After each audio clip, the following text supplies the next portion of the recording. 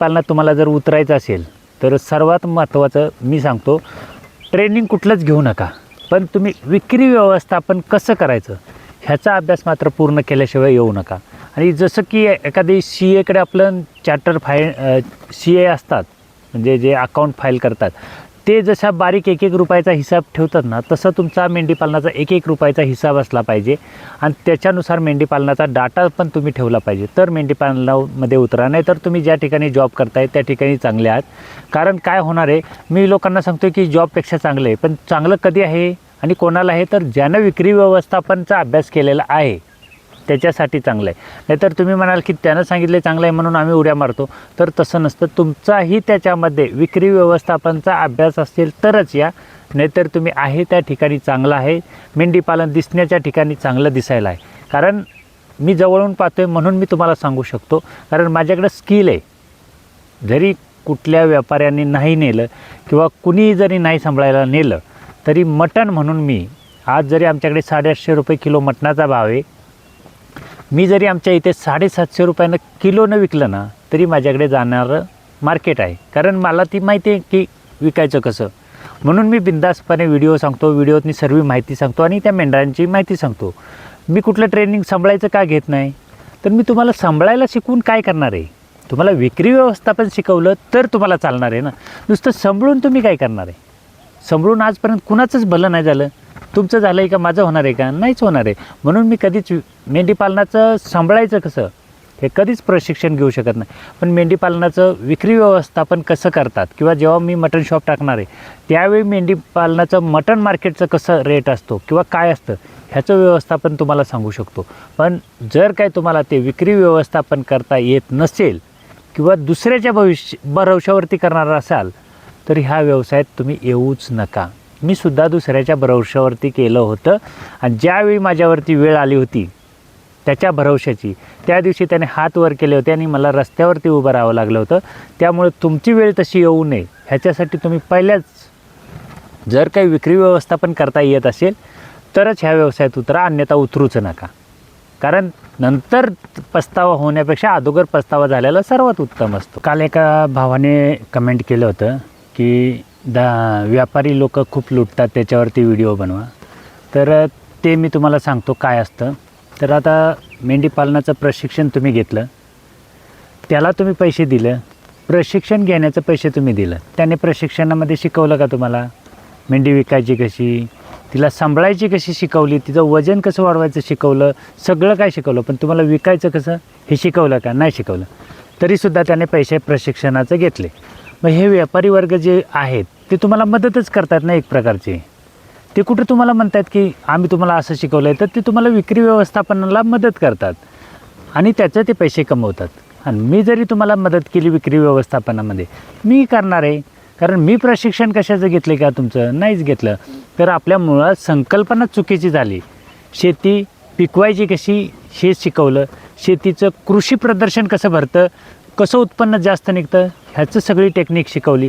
पण ते विकायचं कुठं आणि विकायचं कसं ह्याचं कोणच प्रशिक्षण देत नाही. त्याच्यामुळे हा सर्व झालेला प्रॉब्लेम आहे.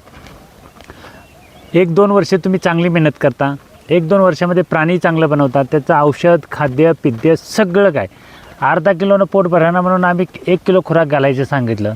पण आपण समजलो का की आमच्या जे वडिलोपार्जित जे मेंढीपालन करत होते त्या काळात कुठलं खुराक होतं का, त्या काळात चाऱ्यावरच तीच त्यांनी जगवलं, त्यांनाच मेंढीपालन परवडलं, शेती परवडली, सगळं परवडलं.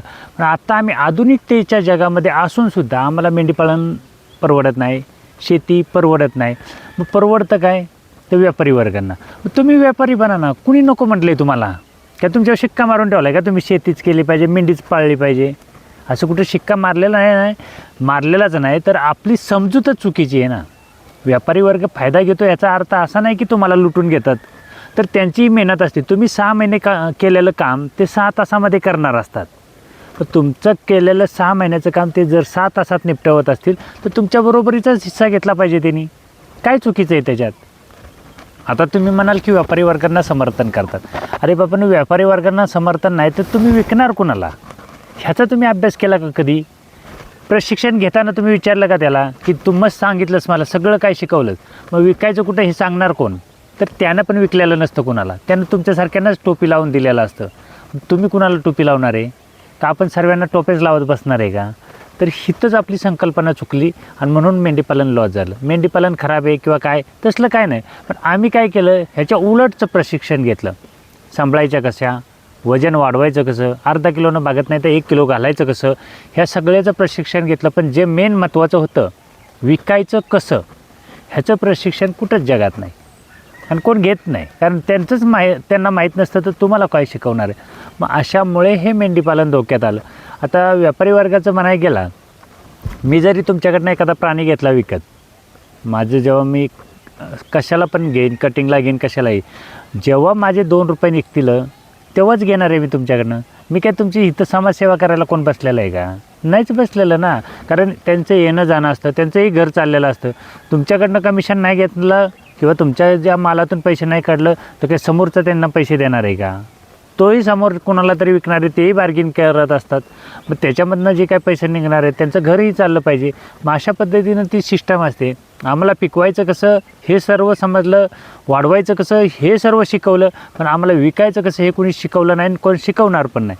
त्याच्यामुळं आम्ही मेंढीपालनामध्ये तोट्यामध्ये आहे. आणि जर काय ह्याच्यातून बाहेर यायचं असेल तुम्हाला तोट्यातून, तर कुठे विक्री व्यवस्थापनचं जे काय असेल, म्हणजे कोणी करत असेल विक्री व्यवस्थापन कसं करायचं, अशा लोकांशी कनेक्ट राहा. अशा लोकांबरोबर जे काय तुमचं रिलेशन असेल ते चांगलं बनवा. तुम्ही ट्रेनिंग घेतलं म्हणजे तुमचं गोट फार्म किंवा मेंढीपालन सक्सेस झालं कधीच नाही. तर तुम्ही विकायचं कसं हे ज्याच्याकडनं शिकला ते सक्सेस झालं. तुम्ही पाहिजे तर 10-15 वेळा तुम्ही त्या कुठल्या शेडला व्हिजिट नका देऊ, पण तुम्ही जे काय बाजार भरतात मेंढ्यांचं त्या बाजारातनी 10-15 दिवस जावा. त्या बाजारामध्ये माहिती पहा किंवा तुम्ही पहा स्वतः की हे मेंढीपालनाची खरेदी विक्री कशी होते, कुठला शेतकरी अडचणीत येतो त्याचा किती फायदा घेतला जातो, जो शेतकरी सक्षम आहे त्याला किती फायदा असतो, ह्या सगळ्या गोष्टीची माहिती घ्या आणि त्याच्यानुसार तुम्ही मेंढीपालनाकडे फिरा. नाहीतर तुम्ही न आलेलं मेंढीपालनात सर्वात उत्तम आहे. आज खूप सारे शेतकरी सांगतात की शेती परवडत नाही आणि त्यातलेच काही लोक फॉर्च्युनर घेऊन फिरत असतात शेतीच्या जीवावरती. म्हणजे त्यांनी कुठंतरी विक्री व्यवस्थापनाचं जे काय केलेलं आहे ते योग्य दिशेनं असताना आमचं बाकीच्यांचं विक्री व्यवस्थापन योग्य दिशेनं नसतं. त्याच्यामुळे तुम्ही जर असं काही करणार असाल, विक्री व्यवस्थापनाचा जर तुम्ही अभ्यास केलाच नसेल तर तुम्ही मेंढीपालनामध्ये येऊच नाही. हे माझं वैयक्तिक तुम्हाला सांगणं आहे. कारण तुम्हीसुद्धा उद्या उठल्यानंतर तेच म्हणणार आहे की मला हे मेंढीपालन परवडत नाही. कारण तुम्ही विक्री व्यवस्थापनाचा अभ्यासच केलेला नसतो. त्यामुळे तुम्हालासुद्धा भविष्यामध्ये ते मेंढीपालन परवडणार नाही. मला का परवडतं? मी कापू शकतो, मी मटण करून इथं विकू शकतो, माझ्याकडे ती स्किल आहे किंवा माझ्याकडे ते प्रशिक्षण आहे माझं, आणि ते मला माहिती आहे की ते कला ही कधी मरून देत नाही.